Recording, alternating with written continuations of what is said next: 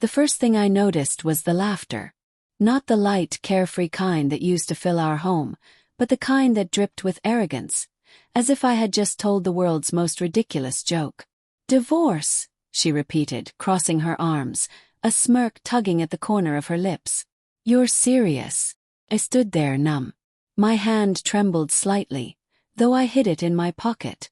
"Yes," I said quietly. "I'm done, Rhea." She laughed again, louder this time. "You're not even sleeping with me anymore, Daniel. You think walking away makes you a man." The words were meant to sting, and they did. But not for the reason she thought. Because in that moment, I realized just how little she understood the wreckage she had caused. It hadn't always been this way. Rhea was the kind of woman who could light up a room, not with her beauty, though she had plenty of that, but with her energy. When we met in college, she was wild, unpredictable, alive in ways I wasn't. I was grounded, methodical, the one who planned, calculated, dreamed in quiet tones. She called me her calm in the storm. I called her my reason to live louder. We built a life together out of those differences. She worked in marketing, I was an architect. We had a small apartment in Chicago, cluttered with books and half-finished sketches of houses I'd never built. For years it felt right. Messy, passionate, real. Until the passion faded. Or maybe it didn't fade, maybe it just shifted away from me. Started with her phone. Not in an obvious way, not at first. She used to leave it everywhere. On the couch, on the bed, in the kitchen sink once. But then, suddenly, she didn't. Her phone became an extension of her body. Always face down, always on silent. She'd laugh at texts but turn the screen away. When I'd ask who it was, she'd say, "Just work stuff, babe." The word babe started to sound rehearsed. Then came the late nights, work dinners, client meetings, networking events. She'd come home smelling like perfume that wasn't hers. Not the floral scent she always wore, but something sharper, masculine almost. I tried to ignore it. Tried to convince myself that I was imagining things. Love, after all, has a way of blinding you even as you bleed. The truth came one Friday night. I was supposed to be out of town. A project in Detroit. The trip got cancelled last minute. I didn't tell her. I wanted to surprise her. Maybe cook dinner, rekindle something that felt lost. When I reached our apartment, the lights were dimmed. Music played softly. Her favorite playlist, the one we used to dance to after too many glasses of wine. For a moment my heart lifted. She planned something, I thought. Then I heard it. A man's voice. Low, muffled, but unmistakably there. My chest tightened. I walked down the hall, each step heavier than the last. The door to our bedroom was slightly open. Through the gap I saw movement. Her hair tangled, her body wrapped around someone else's. For a second I couldn't move. Couldn't breathe. My mind screamed at me to walk away, but my body was rooted in place. I watched as she laughed softly, that laugh, and kissed him. Something inside me shattered. I didn't burst in. I didn't yell or throw things. I just left, quietly, like a ghost leaving its own home. The next morning, she came back to an empty house. I had packed a bag and gone to stay with a friend.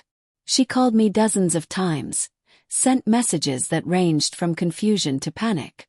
When I finally answered, she didn't apologize. She didn't even ask if I was okay. Instead, she said, "Daniel, please, let's not make this dramatic." It didn't mean anything. I almost laughed. Didn't mean anything. Then why did it happen? Asked. She went silent for a moment before sighing. "Because you stopped caring. You're distant, always buried in work." I needed to feel wanted. I wanted to scream. "I worked to build the life you wanted." But I said nothing. Silence became my defense, my punishment, my survival. Weeks passed. We lived under the same roof but in separate worlds. She tried. Cooking my favorite meals, dressing up, pretending the wound she'd made could be covered by perfume and smiles. But trust, once broken, doesn't rebuild itself with gestures. Every time she reached for me, I flinched. Every time she said, "I love you," it sounded hollow. Then one night she said something that broke the last thread holding me back.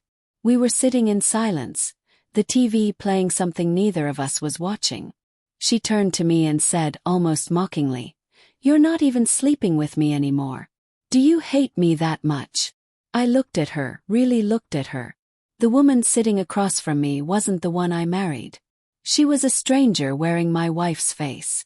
"I'm not sleeping with you," I said slowly, "because I can't pretend anymore." She frowned. "Pretend what?"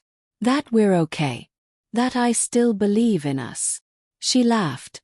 Sharp, bitter, almost cruel. "You're being ridiculous, Daniel. People make mistakes. You think you're perfect." "No," I said softly. "But I never stopped being yours." That silenced her. For a moment she just stared at me, and for the first time I saw fear in her eyes. The next morning I printed the divorce papers. When I handed them to her, she froze. Her lips parted but no sound came out. Then, slowly, her eyes filled with tears. "You're serious," she whispered. "I've been serious for months," I said. She looked at me, really looked, and the mask finally cracked. "Daniel, please," she said, voice trembling. "I made a mistake. I thought you didn't love me anymore. I was stupid. Don't do this." Her tears were real this time. I wanted to reach out, to wipe them away, to believe her. But love can't survive where trust has died. "I did love you," I said. "Enough to forgive once. But not enough to keep living like this." She grabbed my arm. "Please, Daniel, don't leave me. Can change. I'll do anything." I looked at her hand. The same hand that once wore the ring I designed myself, the hand that had held another man.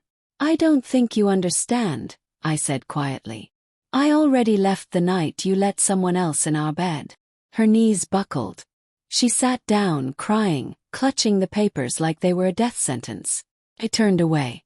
My heart felt like stone, heavy but hollow. The door, I paused. I wanted to say something final, something to mark the end.